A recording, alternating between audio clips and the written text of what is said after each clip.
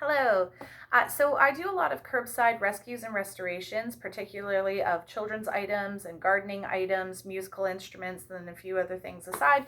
And I thought I would share a video of me doing one of my restorations and just find out what people are interested in and maybe share some more projects as I go along and how they connect to world schooling in our family.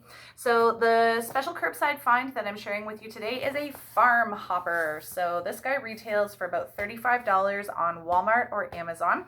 And when it comes to doing curbside rescues and restorations, it doesn't matter what anybody else is selling it for. Just focus on if Walmart or Amazon carries it, how much do they charge? And that sets the idea for the general public of what the retail brand new cost is. This guy was found in a snowbank, and what had happened is that a family had put a toy, so a barn with a farm hopper on the inside and a filter for something, at the end of their driveway. Day before garbage day, snowplow came along and just obliterated the plastic frame, so it just looked like a bunch of junk in the snow. And so I pulled over, took a look, because children's toys tend to have a certain color profile to them, so they stand out, look like a children's item. And so the frame definitely, unfortunately, needed to stay in the garbage because the snowplow unintentionally destroyed it. But this guy was tucked inside, and his integrity is still fantastic. So he's still is good and solid and with a little top up of air. He's ready to rock and roll. He's not leaking air. If you put a lot of pressure on him, you don't hear that telltale hissing sound. And so the integrity was good, but he wasn't ready to just be wiped down and immediately put on Kijiji for sale. Our family, we rescue things, restore them, and then we put them up for sale. And we put the money either towards a trip. So currently we're saving up to go to Iceland for 3 months as part of our world schooling adventures. We also flip things on Kijiji and put some of that money towards cryptocurrency and learning about that whole realm of investment. And so this guy couldn't just be sold right away because he was covered in this. So some wonderful little bean had gotten a hold of some craft paint and had painted the eyes. You can see the pupils there, had done the whole muzzle and the back. So I'm betting anything, they probably knew a little something about horses and they were trying to do like a bridle and a saddle. So wonderful imagination, but a note to parents as far as resource care goes and being able to get money back if you actually, spent money on a toy. Please consider not giving your child paint until they are 5 years old or older and they understand it goes on paper or it's for a specific craft. It doesn't go on other objects. And just like they know how to handle it properly. But also, and if you are thinking, oh, like she doesn't approve of hands-on crafts like that, I absolutely do, but my background is in outdoor education. I prefer doing that with mud. They do their arts and crafts outside, and then it decomposes and it washes off. You don't end up with chemicals and plastic and all this other stuff. So please consider not giving your child paint until they're 5 or older so they can use it properly. Also remember that children's paints are water-based, which means that if they get on something, it's much easier to wipe them off. So when I do restorations, my power tool is baby wipes or a textured cloth with a light soapy detergent. That gets off almost anything. When a baby wipe won't get off whatever's on there, then you grab yourself rubbing alcohol and a textured cloth. If that doesn't do it, then you try hydrogen peroxide and a textured cloth. And if that doesn't work, pick between the two. You've got vinegar or lemon juice. If one doesn't work, try the other. But by the time you've got a substance on there that none of those things can get off, then you're getting into a little chemical puzzle of, what are you? And how do I get you off? And in this particular case, this paint, I was assuming it was going to be a water-based paint.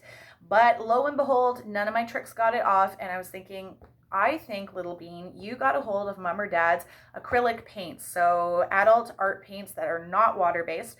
And in that case, that meant that we needed acetone.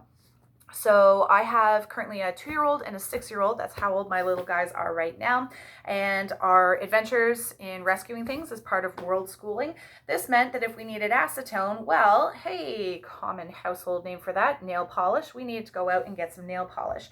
So that facilitated a walking trip over to the mall where the dollar store is, and included lessons on, navigating the streets safely. And my 6-year-old had a chance to, practice being the person who pays and getting his change and looking at the receipt, like all those good things, adventures like that. There's so many learning opportunities. So we've got our acetone, and because it is acetone, I'm taking the lead on this restoration project instead of letting my little guys do this particular one. So lessons that I have learned along the way: living is learning, lifelong learning is awesome. in resource care, something that I took away from this is that one, even when you wipe it off, acrylic is going to stain a surface like this. So you can see that discoloration, huge improvement. But yeah, it's not going to fully come off, it looks like. I also realized, okay, wait a minute, this white spot is not part of the actual blue plastic.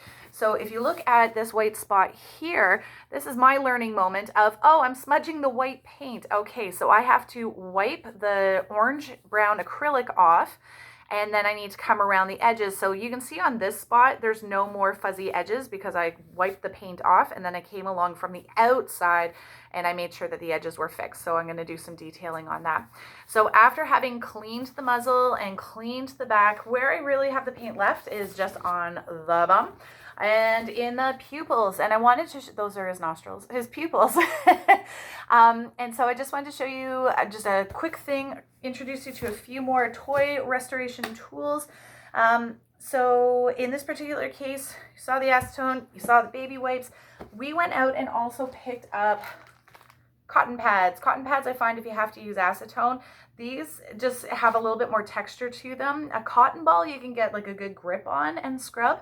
But this I just find gets more stuff off, and I can fold it and use a clean surface. So with the same amount of acetone, I'm able to get more of the job done. So you can kind of see, there's a full surface there, and other ones I was able to keep folding and get more and more stuff off.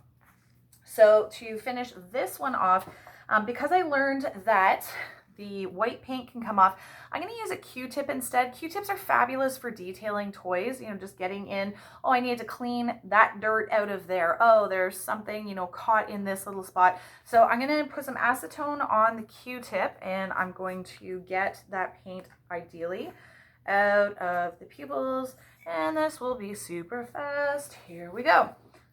And I'm just going to jibber jabber while I do this. Something that, and there we go.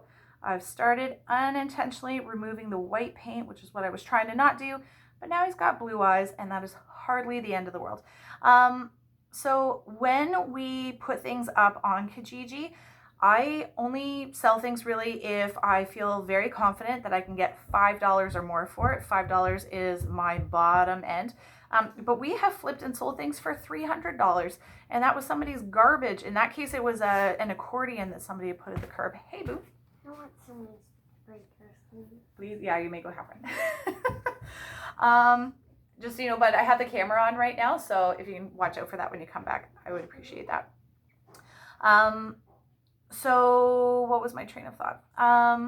So we look for things that we can get, not that we look for things, we rescue all sorts of stuff. But what do we sell? We sell the things that we think we can get $5 or more for. And in the end, there's so many people that are just so happy for it. Like, the toy is great. Yes, it looks a little bit wonky because like one of the eyes got worn off or the paint looks kind of funny. But so long as the toy is safe, kids do not discriminate. And actually, I find that's a general principle all the way across the board. Kids don't discriminate about anything. It's adults who teach them how to do that. So when it comes to toys, and we're going, oh, it's the wonky one, or oh, it's kind of discolored. If it's safe and it's clean, you hand that off, and the little bean, they just fill in all the magic, okay? They see what they see in their heads, and it's wonderful. Kids enter the world, magic and wonder included, okay? So even though he's a little bit discolored, because the integrity of the toy is still excellent, once I'm finished getting this guy cleaned up, then he's going on Kijiji, and just so you know, the two things I check are, first of all, the retail value, just so I know what did it start at, and then I double check Kijiji to find out who else is selling this stuff. So there is another farm hopper that's up for sale in my area, and he's going for $10, and he's in really good condition.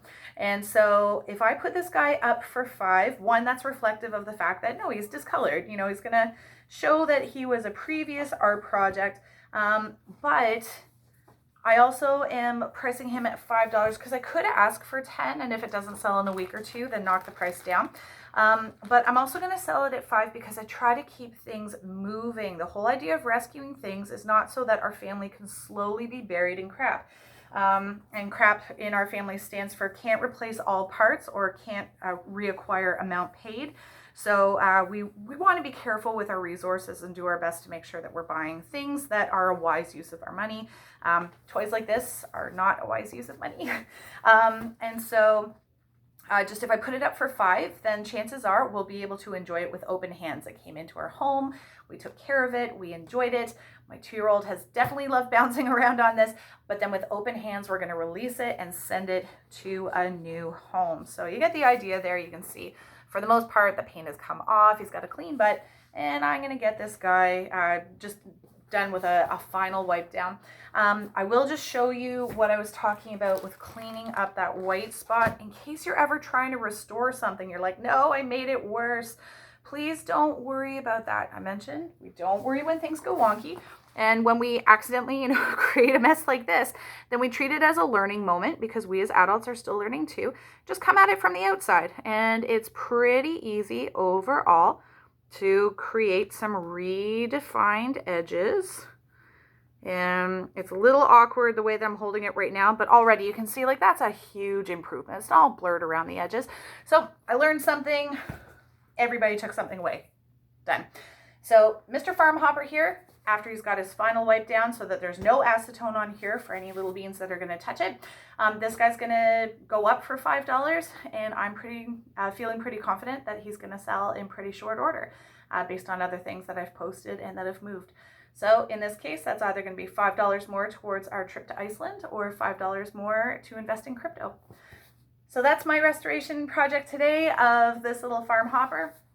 If you have any interest in world schooling opportunities, especially through resource management, rescues, restorations, if you want to know more about restoring children's items, please ask questions, put your thoughts down in the comments. If you enjoyed the video, be sure to like it, subscribe to the channel so you know when new videos are being posted.